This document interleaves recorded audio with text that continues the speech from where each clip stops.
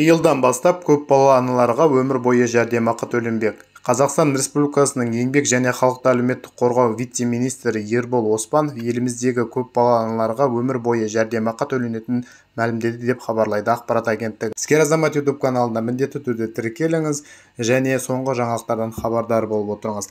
Алтын алқа, күміс алқамен марапатталған көпбалалы аналардың мәртебесі үшін төленетін жәрдемақы өмір бойы ай сайын төленеді. Бүгінгі таңда бұл жәрдемақыны 230 мыңнан астам аналар алып отыр. Ол үшін республикалық бюджеттен 60 миллиард теңгеге артық қаражат қарастырылған. Осы жылдың 1 шілдесінен бастап әлеуметтік кодекспен марапатталған аналар ұғымын енгізіп отыр. Бұл мәртебе көпбалалы аналардың еңбегін құрметтеу және мойындау ретінде өмір бойы күміс алқа, алтын алқа, батыр ана даңқ орденімен марапатталған әйелдерге беріледі, деді Оспанов. 7 бала тәрбиелеп отырған аналарға 1 шілдеден бастап жәрдемақы мөлшерінің 7,4 айлық есептік көрсеткішіне ұлғайып отыр. Яғни биылдан бастап 25.530 теңге төленеді, деді